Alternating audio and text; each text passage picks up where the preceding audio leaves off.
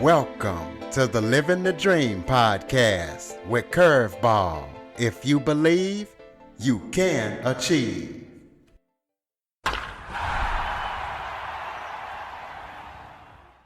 Welcome to the Living the Dream with Curveball podcast, a show where I interview guests that teach, motivate, and inspire. Today's guest is Samantha Taylor, a speech language pathologist, entrepreneur, advocate, and founder of Olive Speech Therapy. Samantha was thrown a curveball in her life at age 20 when she gave birth to a deaf son. And what started out as a deeply personal mission to advocate for her son turned into a career of helping children with communication issues and families navigate complex systems with confidence. Samantha has turned her challenges into making a lasting impact for countless families. So, Samantha, welcome to the show. Thank you so much. I'm so honored to be here. I have absolutely loved what you've done so far, and I'm excited to be a part of that. Why don't you start off by telling everybody a little bit about yourself? Yeah, absolutely. So you did a wonderful job introducing me. So thank you for that. As you had mentioned, I am a speech language pathologist, but that wasn't my kind of original dream. I really wanted to be a journalist. So when I was an undergrad, I was going for journalism. But as you had mentioned, when I was 20, I have who I lovingly refer to as my undergrad surprise. And he kind of changed my perspective on everything. So he is really the reason I am where I'm at today as a speech language pathologist, as a parent advocate, as someone who is deeply passionate about helping other families that are navigating different challenges. Well, that was going to be my next question. How did your deaf son change your perspective on life and your future? Yeah, absolutely. So, being a young mother in and of itself was terrifying for me. So, I had my son at 20, was not prepared by any means to be taking care of a human being. I didn't even feel prepared to take care of myself at that point. And when he was 4 months old, is actually when we found out that he is profoundly deaf. We have no family history of it whatsoever. So we were really blindsided by this. And I will be the first to admit there was a grieving period that came with that because he was perfect in his own right. He's such an incredible human being. But in that moment, I felt so ill-equipped and so scared, to be frank. So with that fear, with that anxiety, with that grieving, I knew I needed to do something because I knew not only did he deserve the life that he is capable of having, but I knew I needed to step up to be the mother that he deserved.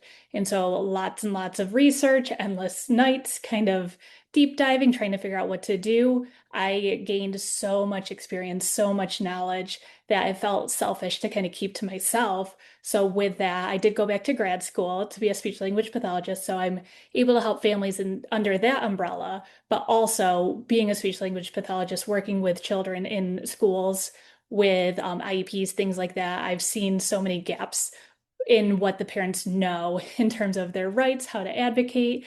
So, what started out as my fear almost 20 years ago has turned into something really beautiful that I'm able to share with the larger community. Speaking of that, talk about some of the biggest challenges that you face when trying to advocate for your son in the education and healthcare systems. Absolutely. So, one of the biggest things that I've kind of come across is lack of knowledge. And it's of no one's fault because really we don't know what we haven't experienced, what we haven't come across. But that lack of knowledge when it isn't paired with curiosity, I would say. So when we have people who might have judgments or have some ignorances that may or may not come out in the nicest way. That can be really, really challenging. For example, we've had people who have really judged our parenting because we did not force him to use hearing technologies. So I'm not sure how familiar you or your audience is, but there are lots of different avenues, especially for deaf and hard of hearing children, whether that's something as simple as hearing aids or something a little more invasive, such as cochlear implants. So for our son, he made it very clear very early on that he was not interested in hearing. He's very proud of being deaf. And with that, we did get a lot of harsh criticisms from people who didn't quite understand how in the world someone wouldn't want to hear. And even in terms of like with medical professionals and things like that, making sure that accommodations were in place, making sure that an interpreter was present. Just because my husband and I know ASL, that doesn't make us interpreters and that doesn't make it appropriate. Our 17-year-old son does not want us in the pediatrician's office with him. So just making sure that we're advocating that he is receiving access to everything that anyone else would have access to it has been probably the biggest thing that we've really come across. Was there a specific moment when you realized that your personal advocacy journey could turn into your professional calling? Yeah, so I wouldn't say there was one specific moment in time, but a culmination of lots of little moments. So I used to work in schools before I started my own business, and so I knew what it was like to be the mother at these annual meetings for my son, but through that I learned how to be the professional at those meetings too.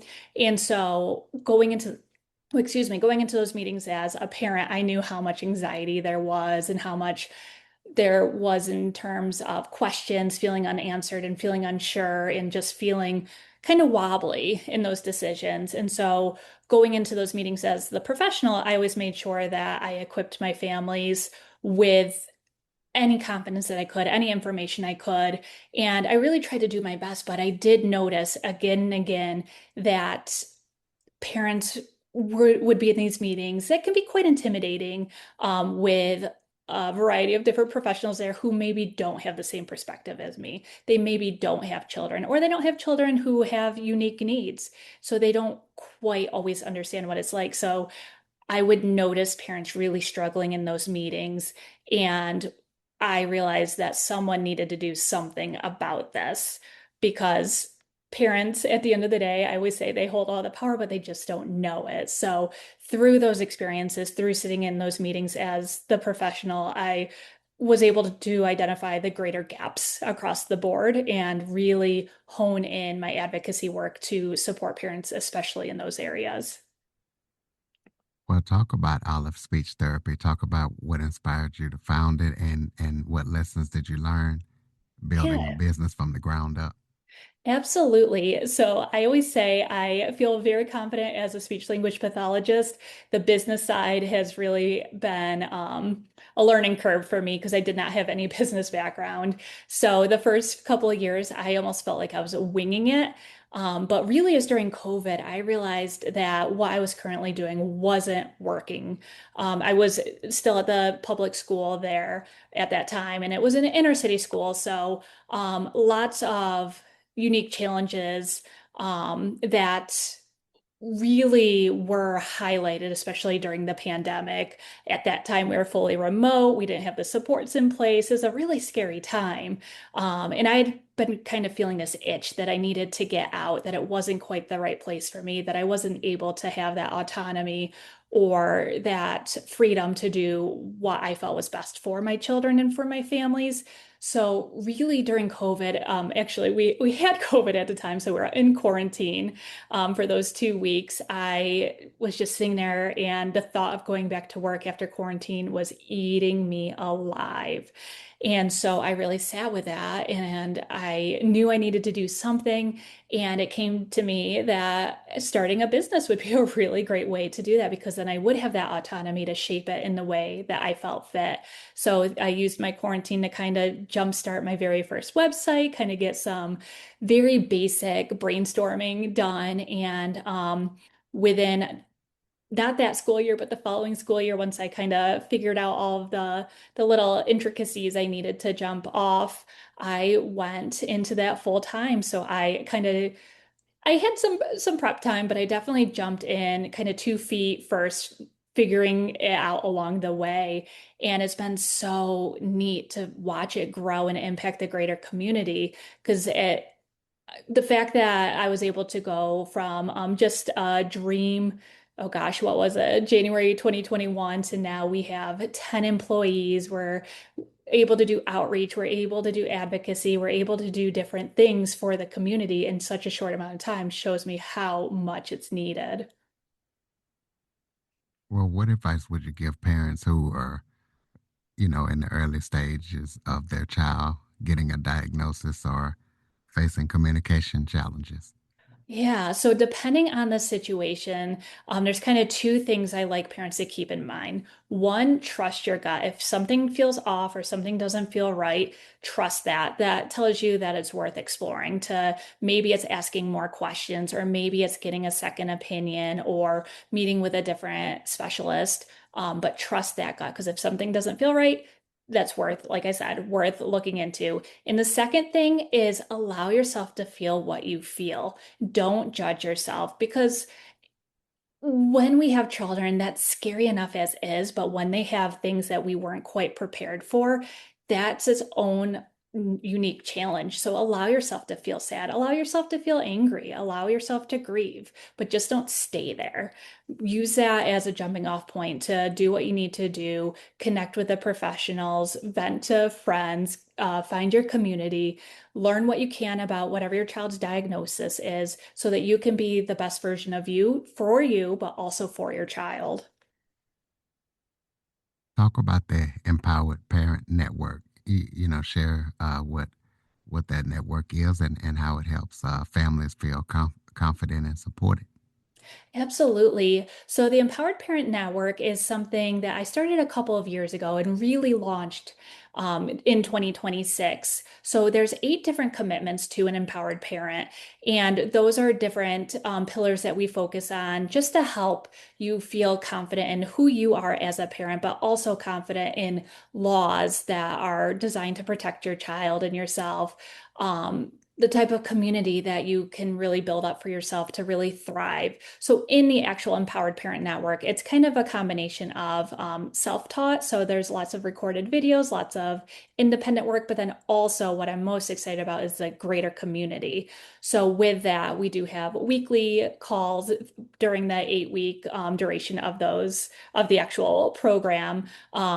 That we're able to talk with real parents. We're able to vent with people who get it. Because a lot of times we might feel like we're on islands by ourselves. So, for example, when I was pregnant with my son, 2 of my closest friends were also pregnant at the same time. So, we were able to go through all of the new things with that, the discomforts, but also the excitement I had. I felt like people kind of going through it with me. So it felt like a shared experience.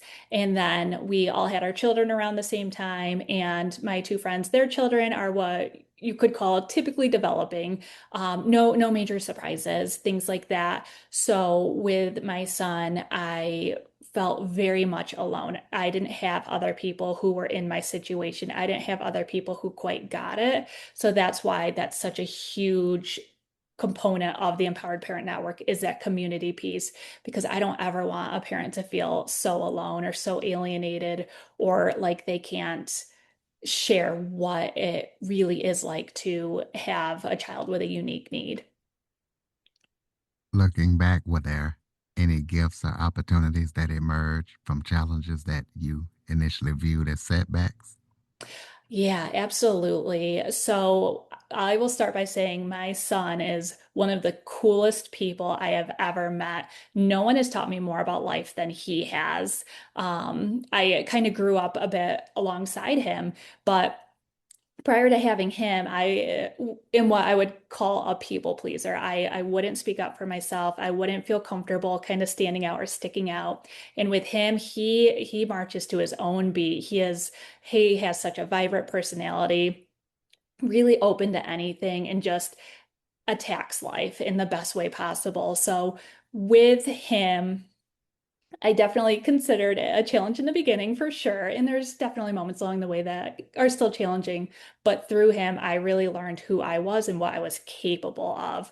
Because I think if I didn't have him, I would have stayed in a very small bubble. I would have played it safe. I would have continued to play it small. So just having him in and of itself really pushed me. Tell us about any upcoming projects that you're working on that people need to be aware of. Yeah, absolutely. So two things kind of in the works. So right now, the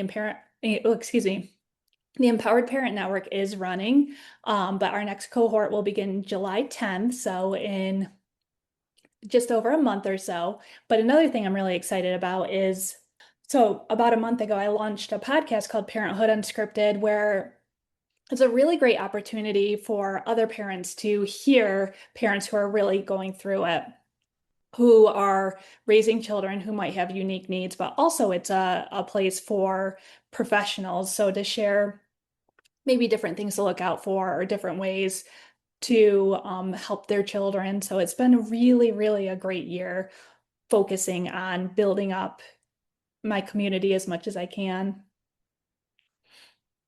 We'll throw out your contact info so people can keep up with everything that you're up to.